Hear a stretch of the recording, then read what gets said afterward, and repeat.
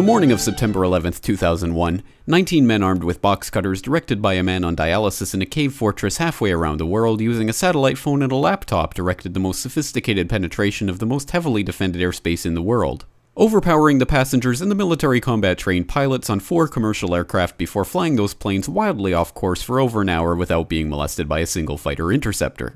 These 19 hijackers, devout religious fundamentalists who like to drink alcohol, snort cocaine, and live with pink-haired strippers, managed to knock down 3 buildings with 2 planes in New York. While in Washington, a pilot who couldn't handle a single-engine Cessna was able to fly a 757 in an 8,000-foot descending 270-degree corkscrew turn to come exactly level with the ground, hitting the Pentagon in the budget analyst office where DoD staffers were working on the mystery of the $2.3 trillion that Defense Secretary Donald Rumsfeld had announced missing from the Pentagon's coffers in a press conference the day before, on September 10th, 2001.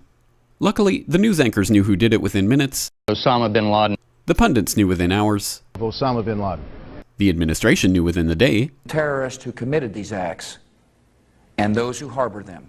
And the evidence literally fell into the FBI's lap. That a hijacker's passport was found blocks from the World Trade Center crash site, if you can believe that.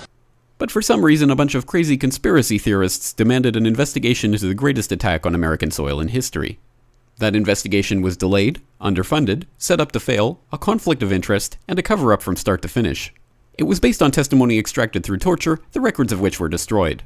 It failed to mention the existence of WTC-7, Able Danger, P-TECH, Sibel Edmonds, OBL and the CIA, and the drills of hijacked aircraft being flown into buildings that were being simulated at the precise same time that those events were actually happening.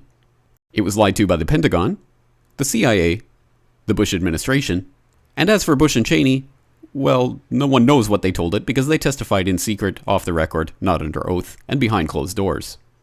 It didn't bother to look at who funded the attacks because that question is ultimately of little practical significance. Still, the 9/11 Commission did brilliantly answering all of the questions the public had, except most of the victims' family members' questions, and pinned blame on all the people responsible, although no one so much as lost their job, determining the attacks were failure of imagination. Because Nobody in our government, at least, and I don't think the prior government that could envision flying airplanes into buildings.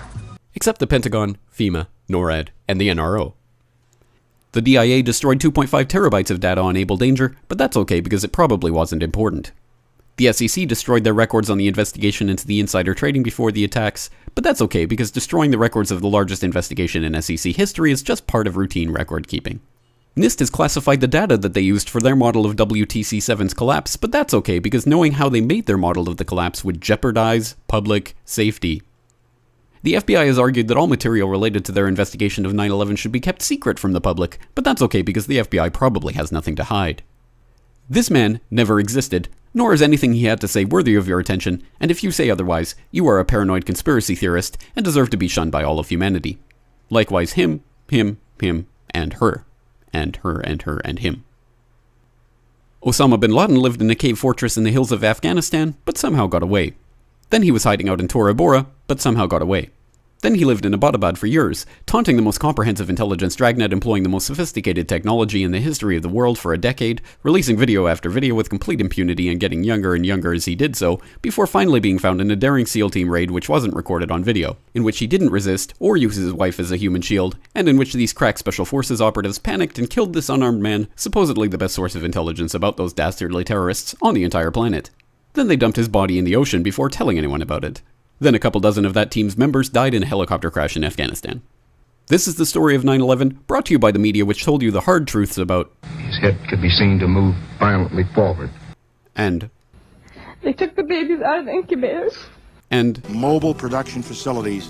And the rescue of Jessica Lynch. If you have any questions about this story, you are a batshit paranoid tinfoil dog-abusing baby hater and will be reviled by everyone.